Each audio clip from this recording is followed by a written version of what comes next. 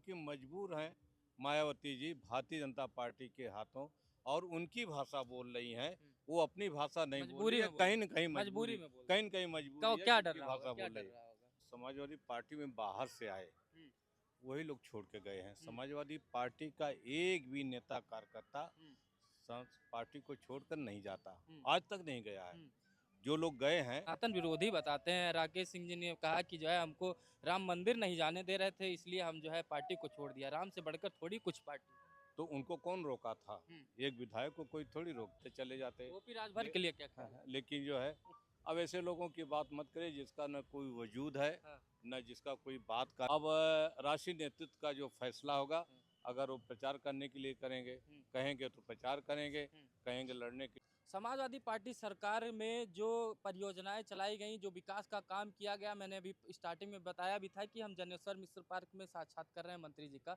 अपने साथी से कहेंगे ये दिखाएं नज़ारा, ये जनेश्वर मिश्रा पार्क है, जहाँ पर प्रतिदिन लोग यहाँ पर हजारों की संख्या में पूरे उत्तर प्रदेश के लोग आते हैं। कहा जाता है एशिया का सबसे बड़ा पार्क है और इसकी खूबसूरती यानी कि हरियाली, जो ऑक्सीजन चाहिए लोगों को। पत्थर तो लग जाते हैं लेकिन जहाँ पेड़ पौधे लगते हैं, ऑक्सीजन मिलता है, लोग सुबह शाम आते हैं, बच्चों के साथ आते हैं। जनेश्वर मिश्रा जी के नाम पे ये पार्क समर्पित है और लगभग एशिया का सबसे बड़ा पार्क, उत्तर प्रदेश का छोड़िए, भारत को छोड़िए, एशिया का सबसे बड़ा पार्क ये 2012 के 2017 के कार्यकाल में बना है। मंत्री जी हमारे साथ हैं। क्या इसको क्या सोच के बनाया गया था कि लखनऊ में इतना बड़ा पार्क? ये माननीय श्री अखिलेश यादव जी का विजन है। जी, आ, जब वो बाहर विदेश में जी। जब पढ़ रहे थे तो हुँ, तमाम देशों का उन्होंने दौरा किया, हुँ, और अरे किस तरह से विकास के काम किए जाते हैं। हुँ, तो उस विजन के चलते उन्होंने यहाँ पर जनेश्वर मिश्र पार्क हुँ, मुख्यमंत्री बनने के बाद बनाया, जी। और ये पार्क आज जो लखनऊ का ऑक्सीजन सेंटर है। हुँ, सवेरे से लेकर के शाम तक 50,000 से ज़्यादा लोग हुँ, यहाँ पर घूमने आते हैं, और जो है अपना स्वास्थ्य लाभ लेने के लिए आते हैं। हुँ, तो ये जो है श्री अखिलेश यादव जी का हुँ, इतना दूरदर्शी विजन है कि वो जानते थे कि लखनऊ की आबादी बढ़ेगी तो कल जो है हुँ, यहाँ पर ऑक्सीजन के लिए कोई जगह नहीं बचेगी। हुँ, इसलिए उन्होंने ये जो है पार्क बनाया, हुँ, और पार्क बना करके अपने गुरु जनेश्वर मिश्र जी को जहाँ अमर करने का काम किया, हुँ, वहीं पर लखनऊ के लोगों को ऑक्सीजन देने का एक बहुत बड़ा सेंटर बनाने का काम हुँ, किया। अफसोस इस बात का है कि समाजवादी पार्टी, नेताजी मुख्यमंत्री थे हुँ, तो लोहिया पार्क बनाए, श्री अखिलेश जी मुख्यमंत्री हुए तो हुँ, जनेश्वर मिश्र पार्क बनाए, और यही दोनों सेंटर है हुँ। जहाँ पर पूरे लखनऊ के लोग स्वास्थ्य लाभ लेने के लिए जाते हैं, और भारतीय जनता पार्टी आज तक एक भी पार्क नहीं बना पाई। पार्कों की बात करते हैं, अभी बगल में आपके बना है अम्बेडकर पार्क। कहीं न कहीं आरओ अभी मायावती जी ने रैली की। रैली करने के बाद लगा कि क सरकार को घेरेंगी, लेकिन वो घेर ली अखिलेश यादव जी को। और उन्होंने एक आरोप भी लगा दिया कि समाजवादी पार्टी की सरकार में जो हमने 9 जिलों का नाम दलित महापुरुषों के नाम पर रखा था, उन्होंने बदलने का काम किया।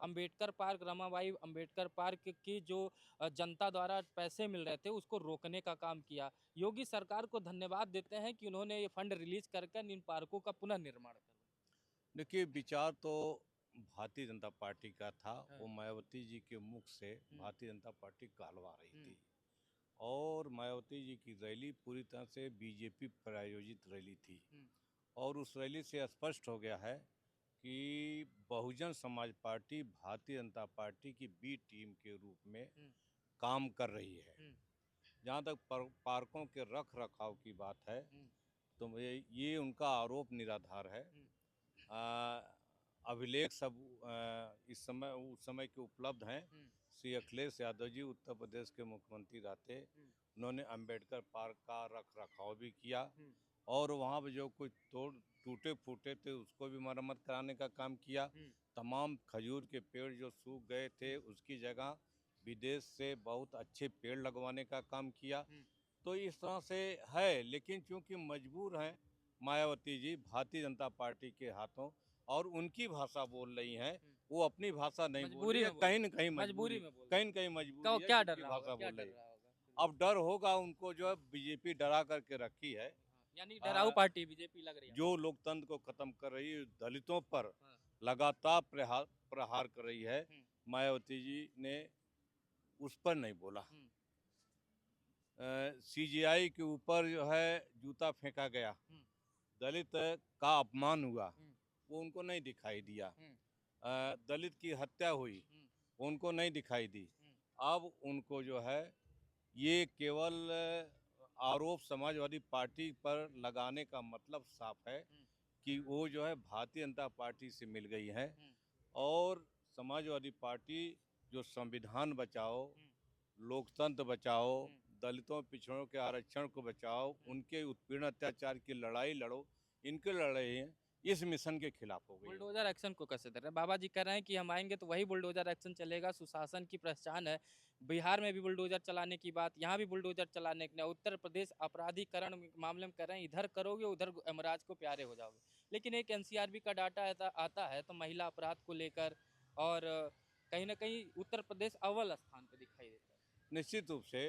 और बुलडोजर का जो बात है, ये तो असंवैधानिक है और नियमों के विपरीत है।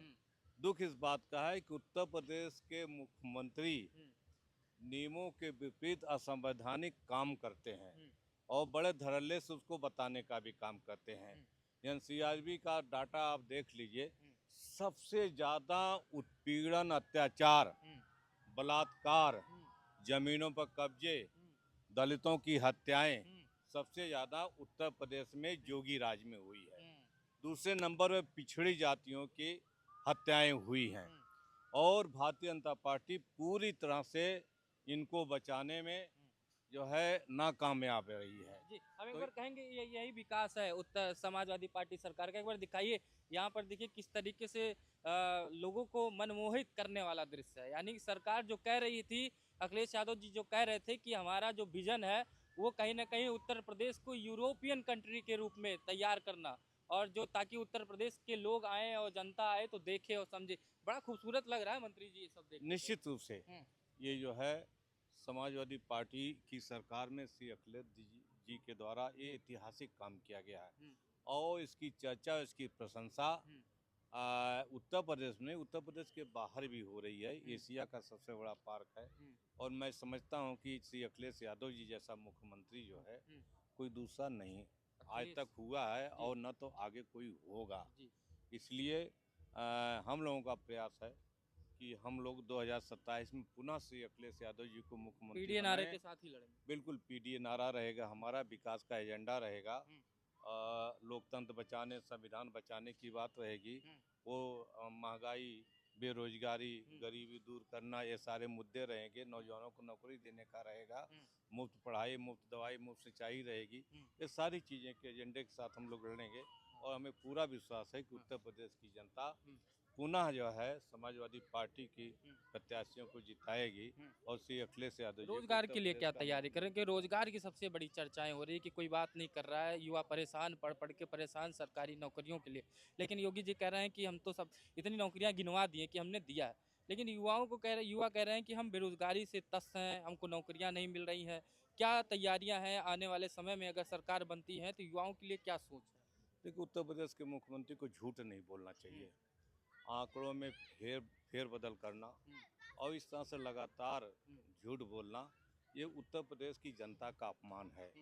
और जहाँ तक रोजगार का सवाल है, समाजवादी पार्टी के द्वारा नौकरियों का सवाल है। एक बार श्री अखिलेश यादव जी को उत्तर प्रदेश का मुख्यमंत्री बन जाने दीजिए, नौकरियां भी मिलेगी और रोजगार भी मिलेगा और उत्तर प्रदेश का भविष्य भी बदलेगा। कुछ उन लोगों का सवाल कर लेते हैं जो आपकी पार्टी को छोड़ के चले गए।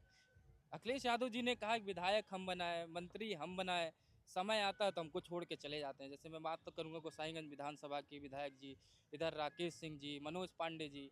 ऐसा क्या होता है कि ये सब समाजवादी पार्टी को छोड़ के चले गए? देखिए, जो लोग समाजवादी पार्टी में बाहर से आए वही लोग छोड़ के गए हैं। समाजवादी पार्टी का एक भी नेता कार्यकर्ता पार्टी को छोड़कर नहीं जाता, आज तक नहीं गया है।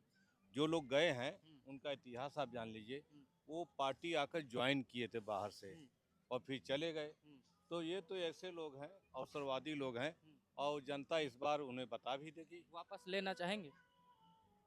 मुझे तो नहीं लगता है कि राष्ट्रीय अध्यक्ष जी पुनः वापस लेंगे, क्योंकि इसीलिए तो उनको निकाला भी गया है। और इस बार उत्तर प्रदेश की जनता उनको सबक सिखाने का काम करेगी। सनातन विरोधी बताते हैं राकेश सिंह जी ने कहा कि जो है हमको राम मंदिर नहीं जाने दे रहे थे, इसलिए हम जो है पार्टी को छोड़ दिया। राम से बढ़कर थोड़ी कुछ पार्टी। तो उनको कौन रोका था? हम्म, एक विधायक को कोई थोड़ी रोकता है। हम्म, वो राम मंदिर जब चाहते तब चले जाते, हम्म। या और कहीं जाना चाहते चले जाते। ओपी राजभर ले, के लिए क्या कहा? लेकिन जो है, अब ऐसे लोगों की बात मत करिए जिसका न कोई वजूद है, हाँ, न जिसका कोई बात का विश्वास है, हाँ, और न जिसमें कोई स्थिरता है। हम्म, कब व्यक्ति कहाँ जाएगा, कब क्या बोलेगा, हम्म। तो ऐसे लोगों के बारे में जो है हम लोग टिप्पणी नहीं आखिरी करते। सवाल सर, श्योर है 2027 के लिए? निश्चित रूप से क्या ब्लूप्रिंट है? 2027 में हम्म, समाजवादी पार्टी जो है बहुमत से सरकार बनाएगी, हम्म, और राष्ट्रीय अध्यक्ष जी लगातार इस पर काम भी कर रहे हैं, हम्म। और चुनाव से लेकर के ब्लूप्रिंट से लेकर के सारी चीज़ों को वो स्वयं देख रहे आप हैं, भी लड़ेंगे चुनाव? तैयार कर रहे हैं। आप भी लड़ेंगे? अब राष्ट्रीय नेतृत्व का जो फैसला होगा, हम्म, अगर वो प्रचार करने के लिए करेंगे, हम्म, कहेंगे तो प्रचार करेंगे, हम्म। कहेंगे लड़ने के लिए तो लड़ेंगे, तो राष्ट्रीय नेतृत्व के ऊपर है, माननीय श्री अखिलेश यादव जी के ऊपर है। तो देखा दर्शकों, हमारे साथ पूर्व मंत्री राम आश्रय विश्वकर्मा जी, समाजवादी पार्टी के वरिष्ठ नेता, इस समय राष्ट्रीय सचिव भी हैं समाजवादी पार्टी में, चुनाव लड़ने के पर भी अपनी बात बता दी और विकास की परियोजनाएं भी हमने दिखा दी। हमने सोचा ही था कि हम जनेश्वर मिश्र में पार्क में जाकर ये इंटरव्यू करेंगे, ताकि समाजवादी पार्टी के कार्यकाल की जो योजनाएं रही हैं अभी तक आप देख सुनते रहे होंगे, लेकिन हमने दिखाने का काम किया। एक बार साथी से कहेंगे कि एक बार इधर दिखा दे जनेश्वर मिश्र पार्क का। अब इसमें हजारों मछलियां रहती हैं, लोगों का आप देखते हैं मनोरंजन भी होता है। आपने देखा कि लोग शाम को सुबह यहाँ पर ऑक्सीजन के लिए आते हैं, क्योंकि मेट्रो सिटी में कहीं ना कहीं ऑक्सीजन की बड़ी दिक्कत होती है, लेकिन ऑक्सीजन के लिए और एक शुद्ध वातावरण के लिए जनेश्वर मिश्र पार्क का निर्माण भी कराया गया, रिवर फ्रंट भी बना। आपने देखा आगरा एक्सप्रेसवे की बात हुई, पूर्वांचल एक्सप्रेसवे का ब्लूप्रिंट भी तैयार किया, लखनऊ मेट्रो की बात हुई, जेपी सेंटर की बात हुई। तमाम परियोजनाओं के साथ अखिलेश यादव जी ने 2012 से 17 तक अपने शासन को पूरा किया।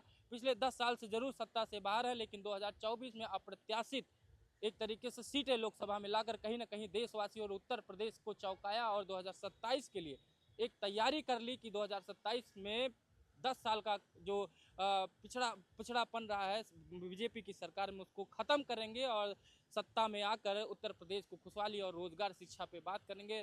धन्यवाद मंत्री जी आपको हमारे चैनल पर जुड़ने के लिए। इसी के साथ इस वीडियो को समाप्त